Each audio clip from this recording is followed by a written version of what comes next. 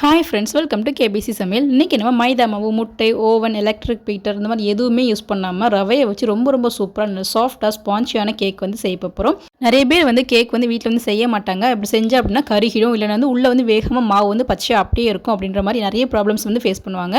ஆனால் இந்த மாதிரி கேக்கில் வந்து கொஞ்சம் கூட ப்ராப்ளம் எதுவுமே வராது. ஃபஸ்ட்டு நம்ம செய்யும் போதே செம்ம ஸ்பான்ச்சியாக சூப்பராக வந்து வரும். உங்கள் வீட்டில் நீங்கள் கேக் செய்கிறேன்னு சொன்னாலே கிண்டல் பண்ணுறவங்களுக்கு இந்த மாதிரி நீங்கள் ரவை கேக் செஞ்சு கொடுத்து பாருங்கள். நல்லா விரும்பி சாப்பிடுவாங்க, அடிக்கடி செஞ்சு கேட்பாங்க. நம்ம கிண்டலே பண்ண மாட்டாங்க, அவ்வளோ சூப்பராக வந்து செஞ்சிடலாம்.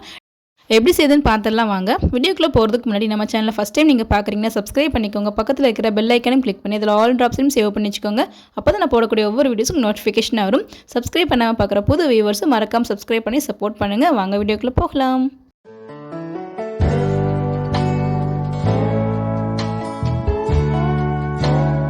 இப்போ ஒரு மிக்சர் ஜாரில் 1 கப் அளவுக்கு ரவை வந்து எடுத்துக்கலாம். நீங்கள் எந்த கப்புக்கு வந்து ரவை எடுக்கிறீங்களோ அதே கப்புக்கு மற்ற எல்லா பொருட்களையும் அளந்து எடுத்துக்கோங்க. நீங்கள் வந்து மெஷரிங் கப்பில் தான் அளந்து எடுக்கணும்னு அவசியம் இல்லை. நீங்கள் எந்த வீட்டில் இருக்கிற டம்ளர் இல்லை கப் எதுனாலும் யூஸ் பண்ணிக்கலாம். ஆனால் அதே கப்புக்கு நீங்கள் மீதி எல்லா பொருளையும் அளந்து எடுத்துக்கோங்க. அதில் வந்து ஒரு 1/2 கப் அளவுக்கு சுகர் வந்து சேர்த்துப்போம். அந்த மிக்சர் ஜாரில் எல்லா பொருட்களையும் சேர்த்துக்கலாம். 1/2 கப் அளவுக்கு கெட்டியான புளிப்பில்லாத தயிர் வந்து சேர்த்துக்கலாம். நீங்கள் புளிப்பு இருக்கிற தயிர்னால் கேக்கும் கொஞ்சம் புளிப்பாக இருந்த மாதிரி இருக்கும். அதே போல் 1/2 கப் அளவுக்கு காய்ச்சி ஆற வச்ச பால் வந்து சேர்த்துப்போம். ஒரு பிஞ்ச் அளவுக்கு உப்பு வந்து சேர்த்துக்கலாம். 1/4 ஸ்பூன் பேக்கிங் சோடா சேர்த்துக்கலாம், சமையல் சோடா. 1/2 ஸ்பூன் பேக்கிங் பவுடர் வந்து சேர்த்துப்போம். நம்ம பேக்கிங் சோடாவும் பேக்கிங் பவுடரும் சேர்க்கறனால கேக் நல்லா வந்து ஸ்பான்ச்சியாக நல்லா ஃப்ளஃபியாக வந்து வரும். அதுக்காக தான் வந்து சேர்க்குறோம். இப்போ 2 ஏலக்காய் நல்லா ஃப்ரெஷ்ஷாக வந்து தட்டி வச்சுருக்கேன். அதையும் இது கூடவே நம்ம சேர்த்துப்போம். நம்ம ரவை கேக்கில் ஏலக்காய் பொடி சேர்க்கும்போது நல்ல வாசமாக வந்து இருக்கும், ரொம்ப சூப்பராக இருக்கும். இப்போ வந்து 1/4 கப் அளவுக்கு உருக்குன வெண்ணெய் வந்து சேர்த்துக்கலாம், பட்டர். நீங்கள் பட்டருக்கு பதிலாக நல்ல வாசனை எதுவுமே இல்லாத ஒரு எண்ணெய் கூட சேர்த்துக்கலாம். நான் வந்து பட்டர் சேர்த்துருக்கேன். இப்போ எல்லாம் சேர்த்து நல்லா வந்து ஃபைனாக அரைச்சி எடுத்துகிட்டு வந்துடுவோம். பாருங்கள், நான் நல்லா வந்து அரைச்சி எடுத்துகிட்டு வந்துட்டேன். இந்தளவுக்கு இருக்கணும். ஃபஸ்ட்டு நல்லா வந்து லிக்யூடியாக இருக்கிற மாதிரி தான் இருக்கும். இந்தளவுக்கு நல்லா அரைச்சி எடுத்துக்கோங்க. மிக்ஸி ஜாரில் அரைக்கும் போது கேக் நல்லா வந்து ஃப்ளஃபியாக சாஃப்டாக வந்து வரும். ஏன்னா நம்ம எலக்ட்ரிக் பீட்டர் யூஸ் பண்ணுறது கிடையாது. நீங்கள் பாருங்கள் எவ்வளோ சாஃப்டாக ஸ்மூத்தாக வந்து வருதுன்னு பாருங்கள். நம்ம பீட்ருக்கு பதிலாக இந்த மாதிரி மிக்ஸி ஜாரை சேர்த்து அரைக்கும் போது கேக் நல்லா வந்து ஃப்ளஃபியாக வந்து வரும். நம்ம அதே போல் பேக்கிங் சோடாவும் பேக்கிங் பவுடரும் போட்டுக்கிறதுனால இனிமேல் நல்லா சாஃப்டாக வந்து வரும். உங்கள்கிட்ட பேக்கிங் பவுடர் இல்லை அப்படின்னு நினச்சிங்கன்னா நீங்கள் மொத்தமாக வந்து பேக்கிங் சோடாவே வந்து ஒரு 1/2 ஸ்பூன் நீங்கள் போட்டுக்கலாம். உங்கள்கிட்ட வெனிலா எசன்ஸ் இருந்தது அப்படின்னா நீங்கள் வெனிலா எசன்ஸ் கூட சேர்த்துக்கோங்க. நான் வந்து ரவைக்கு வந்து ஏலக்காய் பொடி மட்டும்தான் வந்து சேர்த்துருக்கேன். இப்போ எல்லாத்தையும் வந்து நல்லா வந்து சேர்த்தாச்சு ஒரு மிக்சிங் பவுலில். இதை அப்படியே வந்து ஓரமாக வச்சுருவோம். ஒரு 1/2 மணி நேரம் ரவை எல்லாமே நல்லா சாஃப்டாக வந்து ஊறி வரட்டும். 1/2 மணி நேரம் அப்புறம் வந்து பார்க்கலாம். இப்போ 1/2 மணி நேரம் ஆயிடுச்சு. ஃபஸ்ட்டு இருந்தது கொஞ்சம் நல்லா கெட்டியாகி வந்திருக்கு பாருங்கள். ஃபஸ்ட் நல்லா லிக்யூடியாக இருந்துச்சு, இப்போ நல்லா வந்து கெட்டியாகி வந்திருக்கு. இது வந்து கரெக்டாக வந்து இருக்கும். இது கூட வந்து 1/2 கப் அளவுக்கு டூட்டி ஃப்ரூட்டி வந்து நான் வந்து சேர்க்குறேன். இது வந்து ஆப்ஷனல் தான், உங்கள்கிட்ட இருந்தது அப்படின்னா சேர்த்துக்கோங்க. உங்கள்கிட்ட நட்ஸ் இருந்ததுன்னா கூட இந்த ஸ்டேஜில் நீங்கள் நட்ஸு கூட சேர்த்துக்கலாம். நம்ம கேக் சாப்பிடும்போது நிறைய நட்ஸு டூட்டி ஃப்ரூட்டி சேர்த்து சாப்பிடும் நல்லாயிருக்கும். இப்போ எல்லாம் சேர்த்து நல்லா நம்ம மிக்ஸ் பண்ணி விட்டுடுவோம். நான் அன்றைக்கி நட்ஸ் வந்து எதுவுமே சேர்க்கல, டூட்டி ஃப்ரூட்டி மட்டும் தான் சேர்க்குறேன். நட்ஸ் வந்து கடைசியில் ஃபைனலாக வந்து நம்ம சேர்த்துக்கலாம். இப்போ நல்லா வந்து மிக்ஸ் பண்ணி விட்டாச்சு. பார்க்கறதுக்கே நல்லா கலர்ஃபுல்லாக ரொம்ப அழகாக இருக்கும். இப்போ இது ஓரமாக இருக்கட்டும். இப்போ நம்ம சட்டியை ப்ரீஹீட் பண்ணி எடுத்துக்கலாம். நான் வந்து ஒரு கடாயை வந்து எடுத்துருக்கேன். அதில் வந்து நம்ம ஸ்டவ் ஆன் பண்ணி ஒரு ஸ்டாண்டு மாதிரி போட்டு எடுத்துக்கலாம். ஏன்னா நம்ம ஓவனில் செய்ய போகிறது இல்லாதனால சட்டி வந்து இந்த மாதிரி வந்து 10 நிமிஷத்துக்கு ப்ரீஹீட் வந்து பண்ணி வச்சுப்போம். அப்போ தான் கேக் நல்லா வந்து சாஃப்டாக வந்து வரும். இந்த மாதிரி வந்து ஒரு ஸ்டாண்டு மாதிரி வச்சு மூடி போட்டு ஒரு 10 நிமிஷம் வந்து வச்சிடலாம். மீடியம் ஃப்ளேம்லேயே இருக்கட்டும். இப்போ சட்டி ப்ரீஹீட் ஆகிறதுக்குள்ளே நம்ம வந்து பேன் வந்து ரெடி பண்ணிக்கலாம். நான் இந்த மாதிரி கேக் மோல்டு வந்து எடுத்து வச்சுருக்கேன். உங்கள்கிட்ட கேக் மோல்டு இருந்தது அப்படின்னா கேக் மோல்டு வந்து நீங்கள் வந்து எடுத்துக்கலாம். இல்லைனா சில்வர் டிஃபன் பாக்ஸ் இந்த மாதிரி ஏதாவது நீங்கள் எடுத்துக்கோங்க. இதில் நம்ம ஒட்டாமல் வரதுக்காக நெய் வந்து கீழே வந்து தடவி வச்சுக்கலாம்.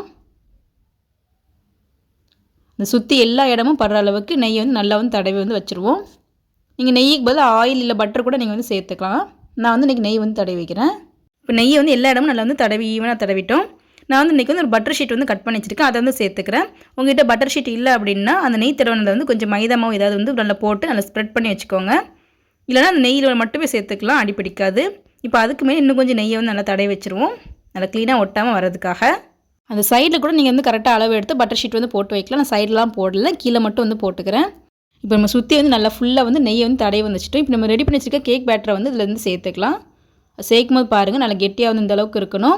நல்லா க்ரீமியாக வந்துருக்கு. மிக்ஸி ஜாரில் அதை அடிச்சதுனால நல்லா சாஃப்டாக க்ரீமியாக இருக்குது. நீங்கள் கேக் வந்து மாவு சேர்க்கும் போது இந்த அளவுக்கு ஒரு 2 இன்ச்சில் 1 இன்ச்சாவது அந்த கேப் வந்து இருக்கணும். அப்போ தான் நல்லா ஃப்ளஃபியாக மேலே வரைக்கும் வரும்.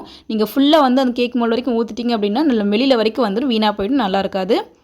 இந்த மாதிரி நீங்கள் வந்து சேர்த்துக்கோங்க. உங்களுக்கு நிறைய எக்ஸ்ட்ரா வந்து மீதி பேட்டர் வந்து இருந்தது அப்படின்னா ஏதாவது டம்ளரில் இல்லை கிண்ணத்தில் வந்து சேர்த்து வந்து கப் கேக் மாதிரி கூட நீங்கள் வந்து செஞ்சிடலாம் மீதி இருக்கிற மாவில். எனக்கு வந்து கரெக்டாக வந்து இந்த அளவுக்கு வந்து இருந்தது. லைட்டாக டேப் பண்ணி விட்டுப்போம். பபிள்ஸ் மாதிரி ஏதாவது ஃபார்ம் ஆகியிருந்தாலும் இந்த மாதிரி நம்ம டேப் பண்ணி விடும் போது உடனே நல்லா க்ளீனாக வந்து வந்துடும். இப்போ நம்ம அந்த 10 நிமிஷம் நல்லா ப்ரீஹீட் வந்து பண்ணி வச்சுட்டோம். நல்லா வந்து சூடாக ஆயிடுச்சு, நல்லா புகையும் வர ஆரம்பிச்சிருச்சு. இப்போ நம்ம மெதுவாக வந்து அந்த ஸ்டாண்டுக்கு மேலே நம்ம கேக் பேட்டரை வந்து வச்சிடலாம். கை சுட்டுட்டோமா கேர்ஃபுல்லாக வந்து வச்சுக்கோங்க. வச்சாச்சு. இப்போ மறுபடியும் மூடி போட்டு நல்லா வந்து க்ளோஸ் பண்ணி வச்சுருவோம். ஃபஸ்ட்டு வந்து ஒரு 10 நிமிஷத்துக்கு வந்து லோ ஃப்ளேமில் வந்து வச்சுக்கலாம்.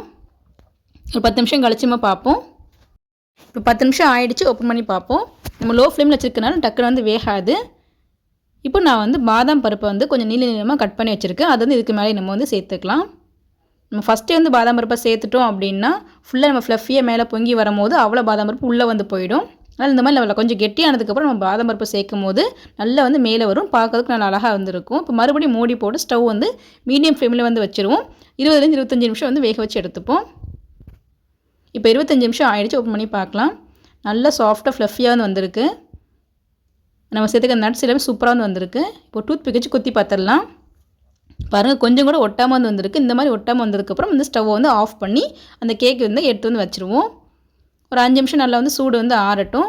டூத் பிக்கில் மாவு வந்து ஒட்டி வந்தது அப்படின்னா இன்னொரு 5 மினிட்ஸ் வந்து வேக வச்சு எடுத்துக்கோங்க. இப்போ வந்து 10 நிமிஷம் ஆகிடுச்சு. நம்ம சைடெலாம் நல்லா வந்து எடுத்து விட்டுடுவோம். அது சைடு நல்லா ஈஸியாக வந்து வருது பாருங்கள்.